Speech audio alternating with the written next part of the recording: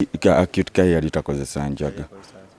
Eyo yali drug ndala mukali ka document ketwalaba ka documentary yali drug ndala kuba obambo baguyita muggo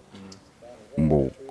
ogunywa bagunywera na mukamindi kali awo bwe kati obwe nabiraba mu documentary nenga yo teyali njaga kati kyekye ekizibu drugs nyingi nnyo naye bakwata kemu ne bakola ki ne bajesiba konze ndowooza tukalwenga campaign yigiriza ku drugs zonna kuba waliwo drugs eziri mu kumalawo abantu ze batali mu kwogerako okitegeera bikokaini mwana bigenda bisuka e Uganda abantu bali mu kuvaako naye poliisi buli lucha tekwatayo munywa kokaini bakwata bisubi byabo ate nga ndowooza neri nazo drugs nazo mbinyi kusonyiwa ki yakolaki gwensonyiwa yakolaki talina kyeyankola bambi buli omu just ali mu bibye ina abaana nga bameka ino banoonyesa bambi fees nange pepe busi nkyanoonya mukyala nkyakuba ndongo nakatandika endongo yange ekyokusiima nasiima kumusonyiwa yakola kitalina kyeyakola tetulina mbiranyi tulakimubuuza buli omu ali bibye nange ndi byange gwe okuba nga toyogera na muntu tekitegeeza mbu waliwo oba ki naye era bwambuuza muddamu era byebiriwo 2020 lwakuba tetunneesanga mu 2020 naye nga bambi musajja wange simuyinaako buzibu nvudde naye wala so twakola ndowooza buli omu agezaako okubaawo. Yeah, man. Yo, I appreciate. Big up my brother, Gravity Omoto. Yo, big up my farm. Chechiganda change sebo. Bia ransi vino kolaji. Ndongo kutabukana echo chiganda change bya dala. Era respect. Kyonyinza gamba kubayimbi bonna abavudde ku chat. Emyaka jonna gye tubaddewo.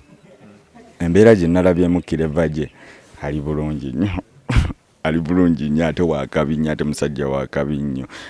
alina akagambo ke yayogedde mbu twagala nnyo okukola ki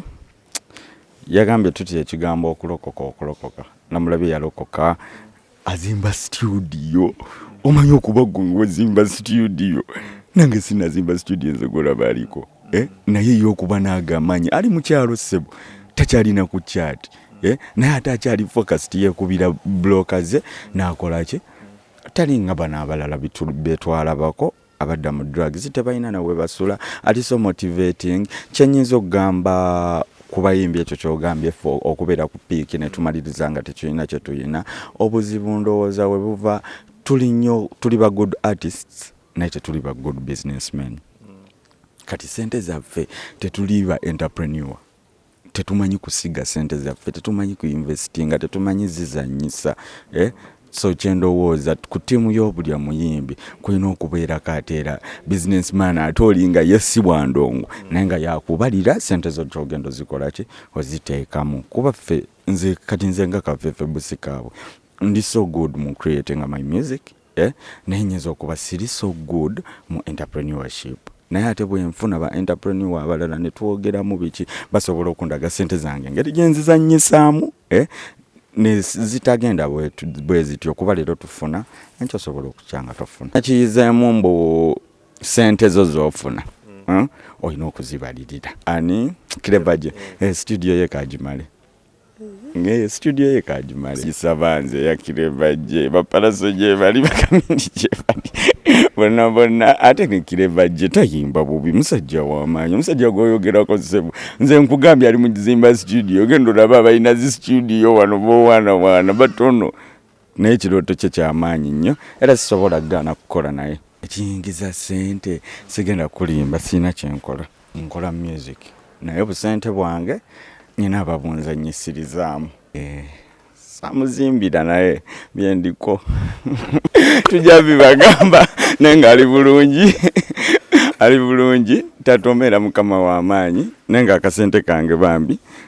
nfunayo abantu abansingako abantu abakulu ne bampa ku magezi naye nka investinga mu buntu obutonotono era gwange mbadde nsaba mugundekere nagubanjiriza nga njagadde naye nga kati nze nkola bukozi music kyenkola